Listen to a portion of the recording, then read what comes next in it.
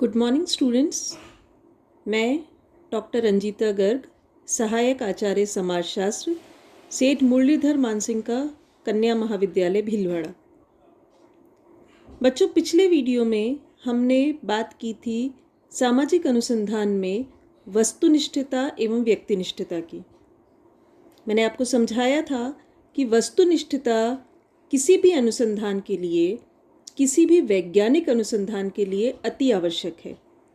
वस्तुनिष्ठता अर्थात जिस भी अध्ययन विषय का हम अध्ययन कर रहे हैं उसे एक वस्तु के रूप में मानकर बिल्कुल निष्पक्ष भाव से जब अध्ययन किया जाता है तो उसे हम वस्तुनिष्ठता कहते हैं। हमने बात की थी कि प्राकृतिक विज्ञान क्योंकि वस्तुओं का ही अध्ययन करते हैं, इसलिए उनके लिए तुलनात्मक रूप से वस्तुनिष्ठता को बरकरार रखना आसान होता है। परंतु सामाजिक विज्ञान जो कि समाज का और समाज में रहने वाले जीवित बुद्धिजीवी सदस्यों का अध्ययन करता है, सामाजिक विज्ञान इन लोगों का अध्ययन करते हैं, तो उनके लिए वस्तुनिष्ठता को बनाए रखना थोड़ा मुश्किल हो जाता है, क्योंकि हम व्यक्तियों से भावनात्मक रूप से कहीं ना कहीं अटैच हो जाते हैं। इमोशनल अटैचमेंट जो हो जाता है, या व्यक्ति हमें भावनात्मक रूप से प्रभावित करता है, हमारा जो उत्तरदाता है वो हमें भावनात्मक रूप से प्रभावित कर सकता है, तो इसके कारण हमारा अध्ययन पूर्णतः निष्पक्ष नहीं भी रह सकता है। यानी ये संभावना है कि सामाजिक विज्ञानों में हम वस्तुनिष्ठता की बजाय व्यक्तिनिष्ठता को फॉलो करने लगें। तो जो प्रारंभिक सामाजिक वैज्ञानिक थे, विशेष रूप से समाजशास्त्र की अगर हम बात करें, तो जो प्रारंभिक समाजशास्त्री थे वो इस समस्या को उसी समय भांप गए थे जबकि वो समाजशास्त्र को एक विज्ञान के रूप में स्थापित करना चाहते थे, क्योंकि वे जानते थे कि इस तरीके के बहुत सारे आलोचना करने वाले वहाँ पर विद्वान थे जो कि ये मानते थे कि समाजशास्त्र और उसमें जो भी अध्ययन होंगे, सामाजिक अनुसंधान जो होंगे, वो वैज्ञानिक नहीं हो सकते क्योंकि उनमें व्यक्तिनिष्ठता ज़्यादा होगी। तो वस्तुनिष्ठता को बनाए रखने के लिए या वस्तुनिष्ठता को स्थापित करने के लिए प्रारंभ से ही समाजशास्त्रियों ने कई प्रयास किए। प्रत्यक्षवाद एवं अनुभववाद जो हैं वो उसी वस्तुनिष्ठता को बनाए रखने के लिए समाजशास्त्रियों द्वारा किए गए प्रयासों का परिणाम है। प्रत्यक्षवाद के बारे में कहा जाता है कि कॉम्ट जो थे, जिन्हें हम समाजशास्त्र का जन्मदाता मानते हैं, उन्होंने ही प्रत्यक्षवाद की भी बात की थी। आपने फर्स्ट ईयर में पढ़ा है कि ऑगस्ट कॉम्ट, उन्होंने अपनी किताब पॉजिटिव फिलॉसफी में समाजशास्त्र का उल्लेख किया था 1838 में। पॉजिटिविज्म जो शब्द है वही प्रत्यक्षवाद कहलाता है हिंदी में। तो प्रत्यक्षवाद का सबसे पहले उल्लेख ऑगस्ट कॉम्ट ने किया था। प्रत्यक्षवाद बेसिकली जो प्रत्यक्ष दिख रहा है उसका अध्ययन करने से, इसका अर्थ है प्रत्यक्षवाद एक वैज्ञानिक पद्धति है। पूर्णतः वैज्ञानिक तरीके से जब हम कोई अध्ययन करते हैं जिसमें किन्हीं भी भावनाओं का समावेश नहीं होता, उस प्रकार के अध्ययन को हम प्रत्यक्षवादी अध्ययन कह सकते हैं।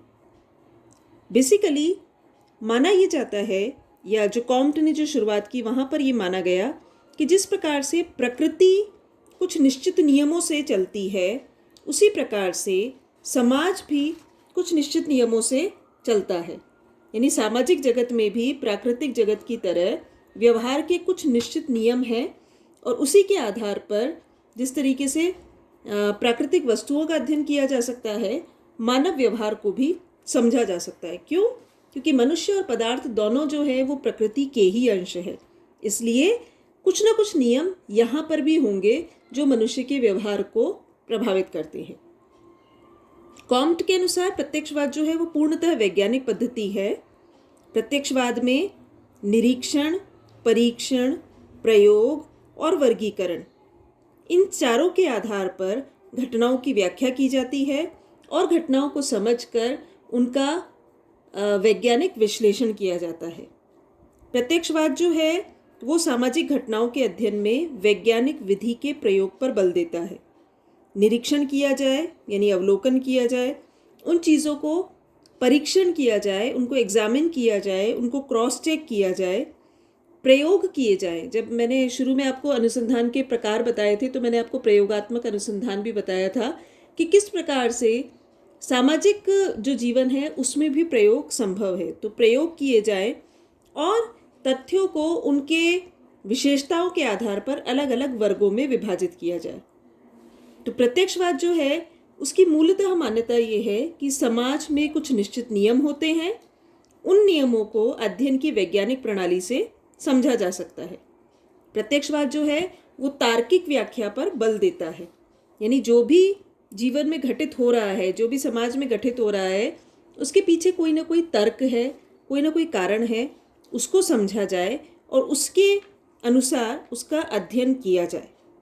तो प्रत्यक्षवाद की बात कॉम्ट ने शुरू की और उसको आगे बहुत सारे विद्वानों ने कंटिन्यू किया। दरखाइम उसके पक्षधर थे।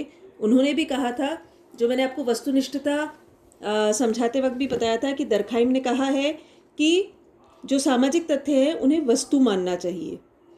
अगर हमें प्रत्यक्षवादी अध्ययन करना है तो हमें सामाजिक तथ्य को वस्तु मानना पड़ेगा और निरीक्षण, परीक्षण, प्रयोग और वर्गीकरण के माध्यम से उन चीज़ों को समझना होगा। दूसरी जो विचारधारा है वो है अनुभववाद की। अनुभववाद नाम से जो हमें समझ में आता है, अनुभव पर आधारित। यहाँ पर अनुभव का मतलब तजुर्बों से नहीं है। जैसे हम बुजुर्गों को कहते हुए सुनते हैं, हमें बहुत तजुर्बा है, हमें बहुत अनुभव है। ये उस तरीके के एक्सपीरियंस की बात नहीं है। अनुभव का यहाँ अर्थ है इंद्रियों के माध्यम से जो ज्ञान हमें प्राप्त होता है। इंद्रियों के माध्यम से यानी आँख, नाक, कान, इनके माध्यम से जो भी जानकारी हमें प्राप्त होती है। किसी भी चीज़ को महज देखना कंप्लीट नहीं होता। सपोज़ हम एक जगह खड़े हैं, हम दूर से कहीं देखते हैं, कहीं दूर हमें दिखता है कि एक व्यक्ति ने दूसरे व्यक्ति को थप्पड़ मारा, तो वो जो आपने देखा है वो जानकारी पर्याप्त नहीं है। हो सकता है अगर आपने वो सुना भी होता तो आपको एक बेटर इन्फॉर्मेशन मिलती कि ए ने बी को थप्पड़ तो मारा है, लेकिन क्यों मारा है उसके लिए बी स्वयं उत्तरदायी है ना। तो अनुभववाद कुल मिलाकर सभी इंद्रियों से जो हमें टोटल ज्ञान प्राप्त होता है उस पर आधारित अनुभव है। यानी आप जो फेस टू फेस जो एक्सपीरियंस करते हो किसी भी चीज़ को देखकर, उसका एज इट इज़ वर्णन, यानी जो देखा गया है, जो समझा गया है, जो सुना गया है, जो किसी वस्तु स्थिति में महसूस किया गया है, उसको जब हम उसी तरीके से बिना अपनी तरफ से कोई अर्थ निकाले, बिना अपनी तरफ से अपने अभिप्राय जोड़े, जब उस चीज़ को, उस बात को, उस घटना को हम प्रस्तुत करते हैं तो वो अनुभववाद है। जॉन लॉक और जो प्रारंभिक विद्वान है बर्कले, वो इस विचारधारा पर बहुत ज़्यादा विश्वास करते हैं कि अनुभववाद के माध्यम से ही हम सच्चाई को या सत्य ज्ञान को प्राप्त कर सकते हैं। जॉन लॉक का मानना है कि मनोस्थिति जो होती है वो जन्मजात न होकर अनुभवजन्य होती है। यानी जो भी व्यक्ति जीवन में देखता है, सुनता है, उसके आधार पर उसकी मनोस्थिति निर्धारित होती है। उन्होंने अपनी किताब एसेज ऑन ह्यूमन अंडरस्टैंडिंग में इस बात पर बल दिया था। उन्होंने कहा था कि समस्त ज्ञान की जननी इंद्रियानुभूति है और हमारी आत्मा में भी कोई जन्मजात प्रत्यय नहीं है। यानी इंद्रियों से जो कुछ भी हम अनुभूत करते हैं उसी के आधार पर हमारे जीवन में ज्ञान प्राप्त होता है। थोड़ा दार्शनिक उनकी विचारधारा है, परंतु हमें समाजशास्त्र में इस चीज़ को इस तरीके से समझना है कि हमारा जो ज्ञान है वो हमारे अनुभव पर आधारित होना चाहिए। वो ज़रूरी नहीं है जन्मजात हो, वो ज़रूरी नहीं है किसी और के द्वारा दिया गया ज्ञान हो। हम जो स्वयं अनुभूत करते हैं वही चीज़ अनुभववाद है। अनुभववाद का मानना है कि ज्ञान की सबसे प्रमुख विशेषता वास्तविकता या नवीनता है, जो कि अनुभव से ही आती है। ज्ञान का अर्थ है प्रमाण युक्त विश्वास। प्रमाण युक्त विश्वास यानी जिसका प्रूफ हो, जिसका हमारे पास कोई सबूत हो कि ये चीज़ इस प्रकार से घटित हुई, वो अपने आँखों से देखी है, अपने कानों से सुनी है, अपने सामने घटित होती हुई देखी है। यानी जो आपने स्वयं अनुभव की है। अनुभववाद के अनुसार बुद्धि की भूमिका सिर्फ नियामक के रूप में होती है, यानी एक निर्णय करने वाली क्षमता में नहीं होती है, सिर्फ नियामक की किस तरीके से उसे आप समझेंगे। जब अनुभव से हमें संवेदन और स्वसंवेदन मिलते हैं, बुद्धि उन्हीं पर क्रिया करके उन्हें निर्णयों के रूप में परिवर्तित करती है।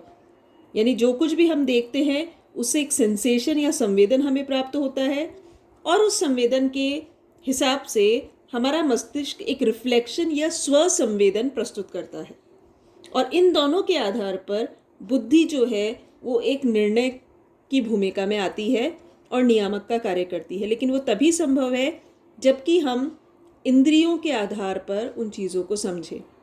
अगर हम सामान्य भाषा में इसकी बात करें तो अनुभववाद का तात्पर्य है कि जो चीज़ें, जो भी घटनाएं हम स्वयं घटित होते हुए देखते हैं, उनको उसी प्रकार से प्रस्तुत करना, अपनी बुद्धि के अनुसार उनका तात्पर्य बिल्कुल उसी प्रकार से निकालना जैसे कि वो एक वस्तु है।